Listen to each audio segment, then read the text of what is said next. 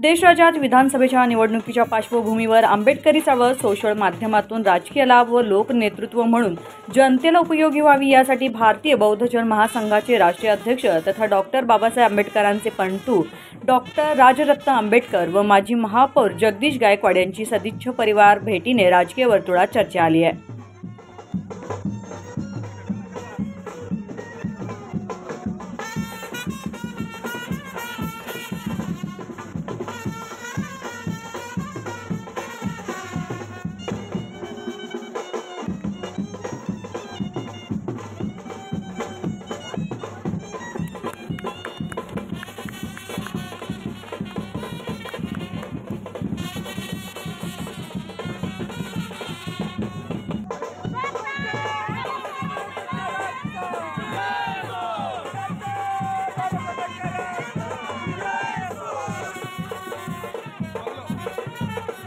खरं तर भाईंकडे येणं कारण आमचे पारिवारिक संबंध आहेत आणि बऱ्याच वर्षानंतर मी आता सध्याच भारतात परत आलोय जून जुलैमध्ये आणि जूनमध्येच। तर भाईंची भेट घ्यावी आणि महाराष्ट्राचे जे राजकारण सुरू आहे, देशाचं जे राजकारण सुरू आहे की आमचे जे प्रतिनिधित्व कुठे ना कुठे आम्ही आता झिरोवर आलेलो आहोत। संसदेमध्ये आमचा पक्षाचा एकही कोणत्याही आंबेडकरी पक्षाचा एकही खासदार आज निवडून गेलेला नाही आणि आंबेडकरी राजकारण संपू नये आणि त्याच्यावर एक विचार विनिमय करण्यासाठी आम्ही आज भाईंकडे आलेलो आहोत। आणि महाराष्ट्रामध्ये येणाऱ्या, कारण आता 3 महिन्यामध्ये महाराष्ट्राच्या विधानसभा आहेत, या विधानसभामध्ये काय करता येईल आणि जसं आमचं प्रतिनिधी कसे जास्तीत जास्त आम्हाला पाठवता येतील त्यावर विचार विनिमय करण्यासाठी आजची बैठक आहे। आणि भाईंसोबतच नाही तर सगळेच आंबेडकरी जे लीडर्स ज्यांनी बाबासाहेबांच्या या चळवळीला योगदान दिलेलं आहे त्या सगळ्यांसोबत आमच्या बैठका सुरू आहेत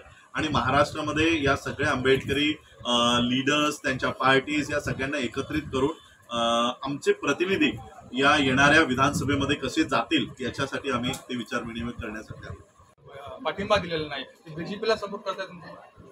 पाठिंबा देण्यासाठी त्यांच्याकडे खासदारही नाहीये, त्यामुळे त्यांच्या पाठिंब्याची मला वाटतं आता कोणत्याही ना इंडिया आघाडीला ना एनडीएला कुणालाही त्यांची गरज राहिलेली नाही। पण ही खूप मोठी शोकांतिका आणि खूप मोठं आम्हाला अनालिसिस करायची वेळ आहे की आमच्या पाठिंब्याची गरज कालपर्यंत जोपर्यंत आमचा पाठिंबा मिळत नव्हता तोपर्यंत सरकार बनत नव्हतं, पण आज ही खूप मोठी शोकांतिका आली की आमचा पाठिंबा नसतानाही आज सरकार बनतायत आणि आमच्या पाठिंब्याची आज गरज उरलेली नाही। का तर आमचं पर्सेंटेज किंवा आमचे वोट्स आता डायरेक्ट इंडिया आघाडीला जात आहेत, डायरेक्ट MVA ला जात आहेत आणि म्हणून तो जो आमचे वोट्स डायरेक्टली आता या पार्ट्यामध्ये जात आहेत ते बांध बांधण्याची आता गरज आहे। हे बांध बांधण्यासाठी मायावतीजी आणि प्रकाश आंबेडकरजी असफल राहिलेले आहेत आणि म्हणून आता एक नवीन टीम पुढे आली पाहिजे आणि त्यांनी आपली मतं सिक्युअर करून या दोन्ही इंडी किंवा एनडीए या दोघांनाही पटवून दिलं पाहिजे की आमच्या व्यतिरिक्त तुम्हाला सरकार बनवता येणार नाही। ही जी बॅलन्सिंग पॉवर बाबासाहेबांनी दिलेली आहे ही बॅलन्सिंग पॉवर कुठेतरी आमच्या नेत्यांनी नष्ट केलेली आहे। ही बॅलन्सिंग पॉवर किंवा बॅलन्सिंग वोट आम्हाला पुन्हा उभा करायचा आहे। आम्ही ज्याच्या बाजूने उभं राहू त्याची सरकार बनतील अशी पॉवर मला माझ्या समाजाला पुन्हा स्थापन करून द्यायची आहे। अजूनही मिटलेली नाही। जसं आता एक खरं तर अनकॉन्स्टिट्युशनल वर्ड आहे दलित, हा दलित वर्ड महाराष्ट्राने तर हद्दपार केलेला आहे, नागपूर खंडपीठाची तशी ऑर्डर आहे, परंतु तरीही अजून जे पूर्वीचे अनटचेबल्स आहेत त्यांच्यावर आजही ती अनटचेबिलिटी कोणत्या ना कोणत्या स्वरूपामध्ये फॉलो केली जाते। आजही म्हणजे गुजरातचे आपण IPS ऑफिसरचं उदाहरण घ्या, त्याला स्वतःच्या लग्नामध्ये घोड्यावर बसण्याची परवानगी तिकडच्या समाज व्यवस्थेने दिली नाही। म्हणजे आजही हे असे प्रकार सुरू आहेत आणि म्हणून आम्हाला आमचे रिप्रेझेंटेटिव्ह, आमचे जे काही आमदार, खासदार, मुख्यमंत्री, मंत्री तिथे असणं गरजेचं आहे आणि हे रिप्रेझेंटेशन देण्यासाठी ही पॉलिटिकल की जी बाबासाहेबांनी सांगितली होती की पॉलिटिकल की इज द मास्टर की, आणि म्हणून ती पॉलिटिकल पॉवर आपल्यामध्ये हातात असणं गरजेचं आहे। आणि त्यासाठी आम्हाला आमचे आज जसं अॅट्रॉसिटी ऍक्ट मध्ये कायदा आहे सेपरेट कोर्ट्सचा, अजूनही अख्ख्या देशात ते कोर्ट नाही आहेत। आम्ही काय म्हणतो की अॅट्रॉसिटी झाली तर फास्ट ट्रॅक कोर्टामध्ये अपील करा, पण आज ती पूर्ण एक प्रोव्हिजन सेपरेट कोर्टची आहे की आम्हाला आमचा सेपरेट जज हवा। आता आपण काय करतो, न्याय लवकर मिळावा, आम्ही न्याय लवकर मिळावा की न्याय प्रॉपर मिळावा याच्यावर आम्हाला आज विचार करणं गरजेचं आहे. आणि सेपरेट कोर्ट्स उद्या जर आमचे काही प्रमाणात आमदार, आणि आता खासदार तर 5 वर्षानंतरच येतील, पण आमदार जर आमचे काही निवडून आले तर या सेपरेट कोर्ट्ससाठी आम्ही विधानसभेमध्ये लढू. अशा पद्धतीचं आम्ही पॉलिसी बेस राजकारण करू, इमोशन बेस नाही की मी आंबेडकर परिवाराचा आहे, माझ्या पूर्वजांनी देशासाठी एवढं केलं. इमोशन लोकांचे आजही आंबेडकर परिवाराच्या व्यतिरिक्त बाहेर कुठेही नाही. त्या इमोशन्सला आज आम्हाला इंटेलेक्च्युअल मुवमेंटमध्ये कन्व्हर्ट करणं गरजेचं आहे. आणि म्हणून पॉलिसी बेस आमचं भांडण असणार आहे. न्यू एज्युकेशन पॉलिसी हटवणं, रिझर्वेशन इन प्रमोशन या महाराष्ट्रामध्ये पुन्हा लागू करणं, आणि पब्लिक सेक्टर ज्या बंद झाल्या त्या पुन्हा सुरू करणं, अशा अनेक पॉलिसीजवर आम्ही आमचं लढा असणार. त्या ठिकाणी सिंह जर 4 पावलं मागे जात असतो ना, तर तेव्हा तो एक मोठी झेप घेण्यासाठी तो मागे जातो.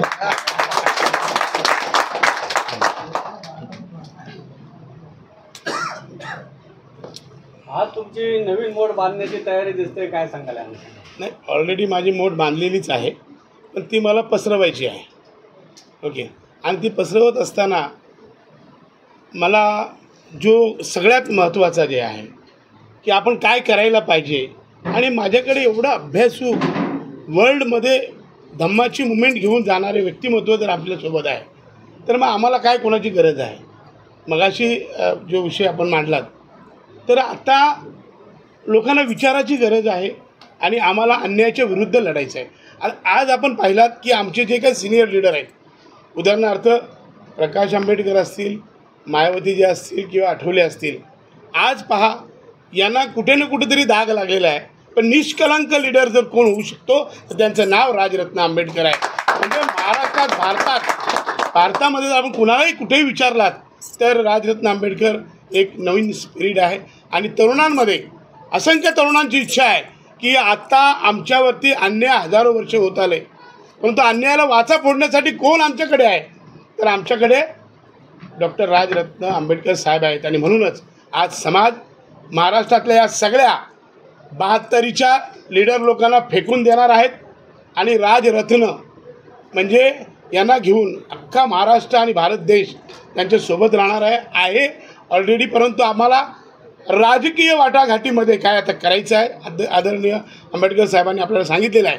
त्या संदर्भात माझा जो काय हातखंडा आहे, माझा राजकीय जो काय अनुभव आहे, त्याचा उपयोग नक्कीच जसा विद्याताईला तिच्या वार्डात किंवा पनवेलमध्ये होतो त्याच्यापेक्षा महाराष्ट्रात आणि भारतात माझं एवढं नाही, पण महाराष्ट्रात प्रत्येक जिल्ह्यामध्ये माझं संघटन आहे, माझी मित्रमंडळी आहे.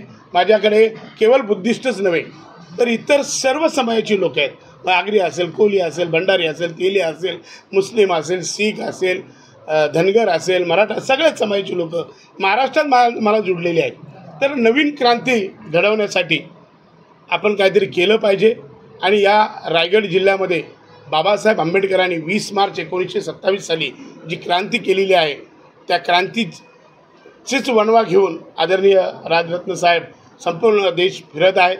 आदरणीय मुकुंदराज आंबेडकर साहेब यांनी आम्हाला जी शिकवण दिलेली आहे की बघा अन्यायाच्या विरुद्ध लढलं पाहिजे.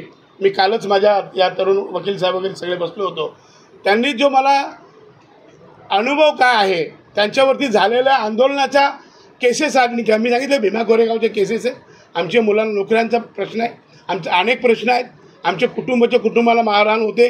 आता भेवंडीचा जो प्रश्न आहे, तरुण मुलाची मर्डर झाली. मी जेव्हा ॲक्टिव्ह आहो या रायगड जिल्ह्यात ॲट्रॉसिटी ॲक्टच्या केसेस झालेल्या नाहीत, कारण मी जसाच तसं उत्तर देतो.